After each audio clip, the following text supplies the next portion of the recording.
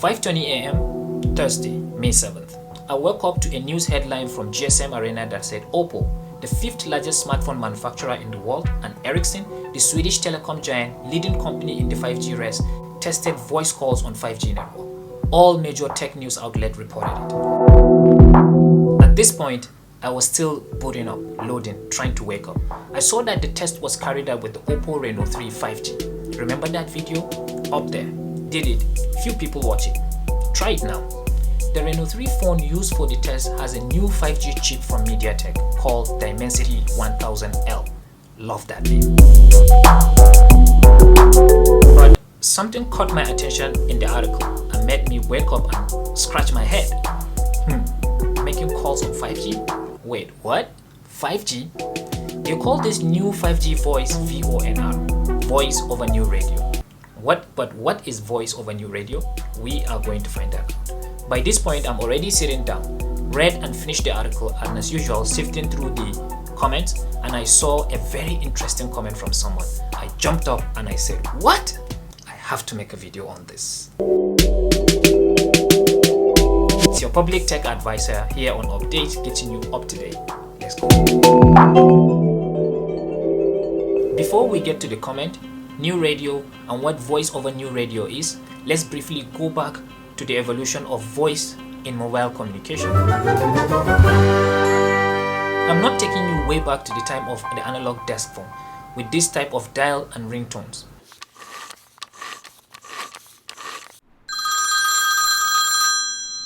Nope, that's ancient history in tech.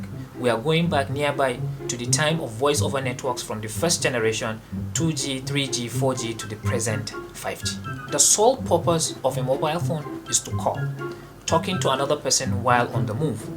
This was made possible with the move from wired to wireless network, popularly called cellular networks. Sound familiar?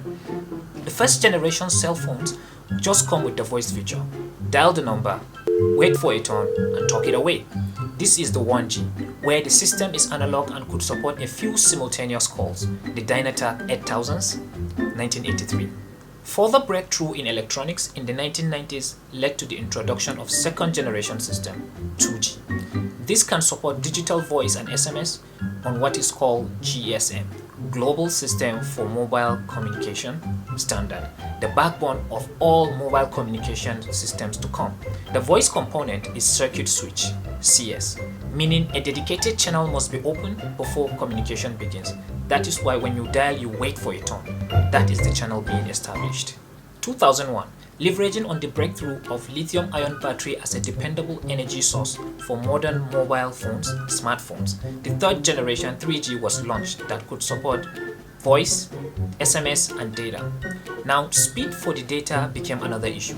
Due to high demand, we saw enhancement within the generation, namely 3.5G and 3.75G. The focus is shifting more to data, but the voice component, being an integral part, is still CS, circuit switched. By 2009, 3G networks were maxed out. The data needs were becoming overwhelming with the fast growth of the internet and new applications like content streaming. We saw the introduction of 4G technology that enables high-speed data streaming, but the voice component this time is over Internet Protocol, namely VoLTE or VoLTE, Voice over LTE. LTE stands for long-term evolution. Where that is not available, it falls back to 3G or 2G. Later, the voice over Wi-Fi, though not that popular, was introduced with the gradual evolution of Wi-Fi technology, still part of 4G.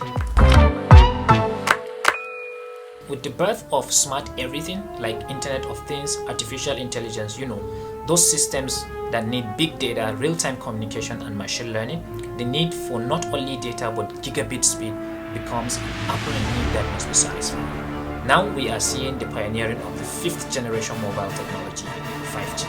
This is a hot topic and is really getting a lot of attention.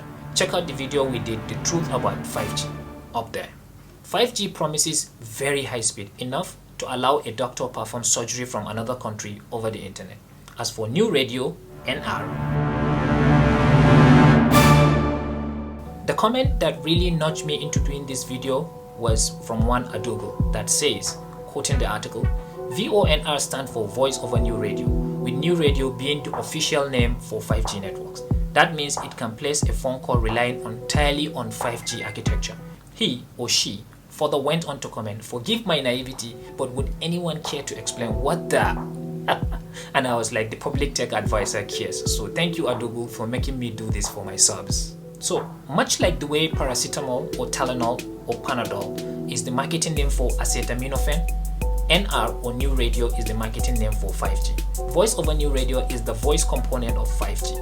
There are two variations of 5G. The one that runs over 4G LTE network where the core is 4G, known as non-standalone, that's NSA, and then SA, standalone, pure 5G that runs with its own core, known as 5G packet core.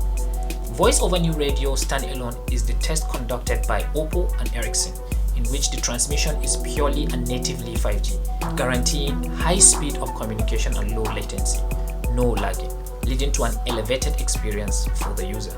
Adobe, this is your explanation if you're watching. Now, apart from VONR, there is also VINR.